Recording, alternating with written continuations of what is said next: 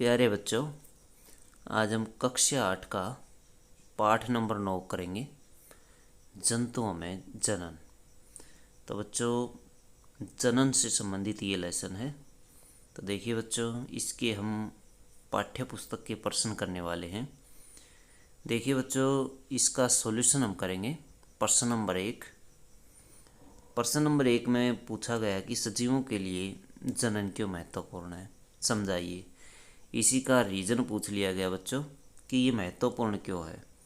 यह प्रक्रम प्रत्येक जीव की उत्तरजीविता के लिए आवश्यक है, अर्थात यह एक जैसे जीवों में पीढ़ी दर पीढ़ी निरंतरता बनाए रखना सुनिश्चित करता है।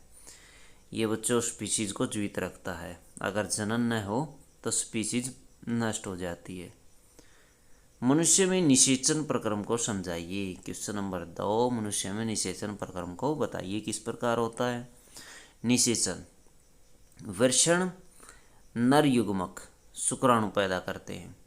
वर्षण द्वारा लाखों शुक्राणु उत्पन्न होते हैं। शुक्राणु चाहे बहुत सूक्ष्म होते हैं, परंतु प्रत्येक में एक सिर, एक मध्य भाग और एक पूंछ होती है। तो बच्चों, जनन प्रक्रम का पहला चरण शुक्राणु और अंडाणु का संलयन है। निषेचन के प्रक्रम में सत्री के अंडाणु बच्चों और नर के शुक्राणु का संयोजन होता है, इसलिए नई संतति में माता और पिता दोनों के लक्षण होते हैं। और यह निषेचन शरीर के अंदर होता है, इसलिए इसे आंतरिक निषेचन कहते हैं। निषेचन के परिणाम स्वरूप युग्मनज का निर्माण होता है। किसका निर्माण होता है बच्चों? युग्मनज का निर्माण होता है। देख सकते हैं ये शुक्राणु है। देखिए इसका ये सिर है, ये मध्य भाग है, जबकि ये वाला पूंछ वाला सिरा है, पूंछ का सिरा है। अंडाणु देखिए, ये वाला जो चित्र है ये अंडाणु का है। शुक्राणु इसके ऊपर देखिए सक्रिय हो जाते हैं और अंडाणु के साथ मिल जाते हैं, इसे निषेचन कहा जाता है। और जब दोनों मिल जाते हैं तो युग्मनज तैयार हो जाता है। ये युग्मनज का चित्र है, युग्मनज नीचे लिखा हुआ है और ये इन दोनों के केंद्रक संलयित हो जाते हैं, मिल जाते हैं एक दूसरे से। तो इस प्रकार निषेचन होता है। सर्वोचित उत्तर चुनें। इनमें से सर्वोचित उत्तर चुनेंगे हम। आंतरिक निषेचन होता है किसमें? मादा के शरीर में। मादा के शरीर से बाहर। तो बताइए कहाँ पर होता है? नर के शरीर में या नर के शरीर के बाहर? कहाँ पर होता है आंतरिक निषेचन? मादा के शरीर में। तो इसमें आंसर पहला आ जाएगा। खैर देखिए, एक टेडपोल जिस प्रक्रम द्वारा वयस्क में विकसित होता है वे है। तो कैसे विकसित होता है ये? निषेचन, कायांतरण, रोपण, मुकुलन। कायांतरण के माध्यम से ये वयस्क में बदलता है। एक युग्मनज में पाए जाने वाले केंद्रकों की संख्या होती है। युग्मनज में कितने केंद्रक पाए जाते हैं? कोई नहीं, 1, 2। तो इस तरह से आप चुनेंगे 1, 2, 4। तो कितने हैं? एक ही केंद्रक होता है। तो इस तरह से आप यहाँ से ये देख सकते हैं, मादा के शरीर में कायांतरण 1। प्रश्न 4 देखेंगे। प्रश्न 4 में पूछा गया है कि निम्न कथन सत्य है अथवा असत्य संकेत द्वारा लिखे। अंड प्रजनक जंतु विकसित शिशु को जन्म देते हैं।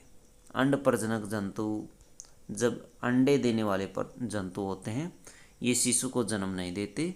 तो ये फॉल्स है, एफ लिख देंगे। प्रत्येक शुक्राणु एक एकल कोशिका है, ये ट्रू है, ये एकल कोशिका होती है। मेंढक में बाह्य निषेचन होता है, ये भी ट्रू है।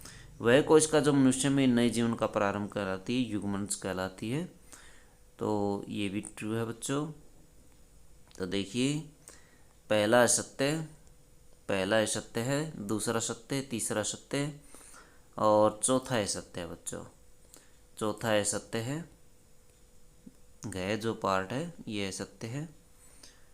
ये वाला असत्य है, ये सत्य है, ये सत्य है। ये बच्चों फॉल्स, ये ट्रू और वह कोशिका जो ये फॉल्स है। और गए अड़े भाग देखिए, निषेचन के पश्चात दिया गया अंडा एक एकल कोशिका है। अंडा एक एकल कोशिका बिल्कुल सही है। अमीबा मुकुलन द्वारा जनन करता है, ये फॉल्स है, ये गलत है बच्चों, असत्य है। एलिंगिक जनन में भी निषेचन आवश्यक है। 6 भाग देखिए, 6 भाग में क्या लिखेंगे? असत्य दिखाएंगे। देखिए असत्य है ये, 6 भाग है सत्य है। उसके बाद देखिए जय भाग विखंडन अलैंगिक जनन की एक विधि है, बिल्कुल सत्य है ये, ट्रू। ऊपर वाला फॉल्स।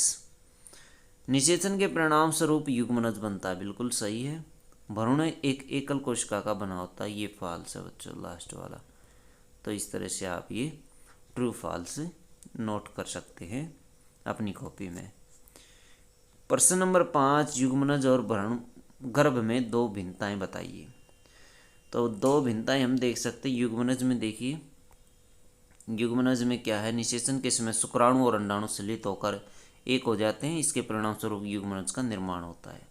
यह एक एकल कोशिका है। उसके बाद गर्भ में देखिए बच्चों, युग्मनज विकसित होकर भ्रूण बनता है और भ्रूण की वह अवस्था जिसमें सभी शारीरिक अंगों की पहचान हो उसके गर्भ कहलाता है। इसमें शारीरिक अंग बनने शुरू हो जाते हैं, पहचान होने योग्य हो जाता है। यह बहुकोशिका है, इसमें अनेक कोशिकाएं पाई जाती है। प्रश्न 6 है, अलैंगिक जनन की परिभाषा लिखे। जंतुओं में अलैंगिक जनन की दो विधियों का वर्णन कीजिए। अलैंगिक जनन की वह किस्म जिसमें केवल एक ही जीव भाग लेता है अलैंगिक जनन कहलाता है। जंतुओं में अलैंगिक जनन की विधियां निम्नलिखित हैं। तो कौन कौन सी विधियां हैं? सबसे पहले हम द्विखंडन के बारे में पढ़ेंगे। बाइनरी फिजन इसको कहा जाता है। द्विखंडन में जीव को शरीर लंबवत अनुप्रस्थ खांच से दो बराबर भागों में विभाजित हो जाता है। प्रत्येक भाग जनक के रूप समान हो जाता है। जनन की यह विधि प्रोटोजोआ, अमीबा और पैरामीशियम में पाई जाती है, जिनमें यही विधि आवश्यक रूप से कोशिका विभाजन की विधि है, जिसके परिणाम स्वरूप संतति कोशिकाओं का पृथक्करण होता है। बहुकोशिकीय जंतुओं में भी इस विधि को देखा गया है, जैसे कि एनीमोन में लंबवत खंडन और प्लेनेरिया में अनुप्रस्थ खंडन होता है। तो देखिए बच्चों, अमीबा में द्विखंडन कैसे होता है। ये अमीबा है और इसका केंद्रक पहले टूटता है दो हिस्सों में। जब केंद्रक टूट जाता है तो बीच में चाहिए अलग टूट करके अलग दो जीवों में बट जाती है। ये संतति हैं, दो भागों में बट जाता अमीबा। मुकुलन दूसरी विधि है मुकुलन। मुकुलन एक प्रकार की अलैंगिक जनन क्रिया है, जिसमें नया जीव जो अपेक्षाकृत छोटे पुंज की कोशिकाओं से निकलता है। आरंभ में जनक जीव में एक मुकुल बनता है। मुकुल अलग होने से पहले जनक का रूप धारण कर लेता है, जैसे बाह्य मुकुलन में, या जनक से अलग होने के पश्चात आंतरिक मुकुलन में। बाह्य मुकुलन सपंज जैसे बाह्य मुकुलन सपंज सिलेंट्रेटा जैसे हाइड्रा, चपटेकृमि, ट्यूनिकेट में मिलता है, लेकिन कुछ सिलेंट्रेट जैसे ओबलिया फोलिप की अपेक्षा मेडूसी पैदा करते हैं।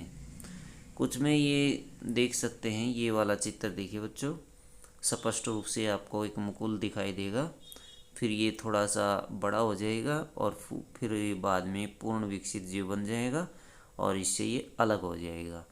तो इस तरह से मुकुलन विधि में हाइड्रा से जनन होता है। मादा के किस जनन अंग में भ्रूण का रोपण होता है? किसमें? गर्भाशय में अथवा यूटेरस में।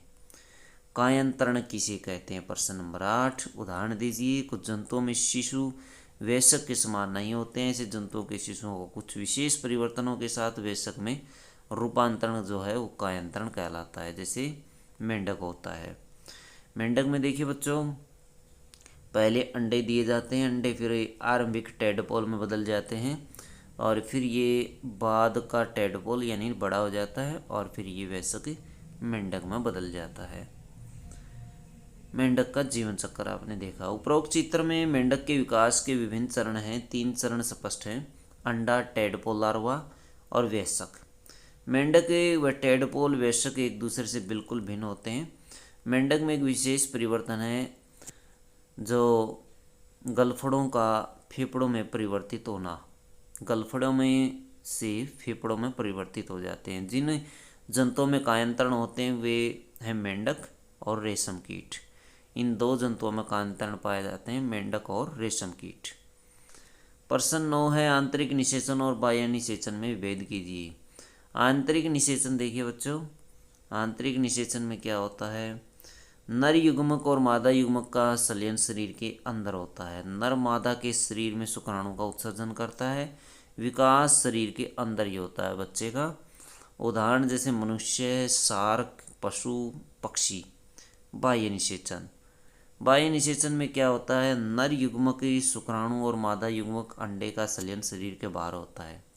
दोनों वेष्टि युग्मकों को शरीर के बाहर फेंकते हैं और विकास जो है बच्चे का वो शरीर के बाहर ही होता है। जैसे उदाहरण के लिए बच्चों मेंढक। तो बच्चों ये थे इस लेसन के क्वेश्चन आंसर। हमारे चैनल को सब्सक्राइब करें, वीडियो अच्छी लगे तो लाइक करें। धन्यवाद बच्चों।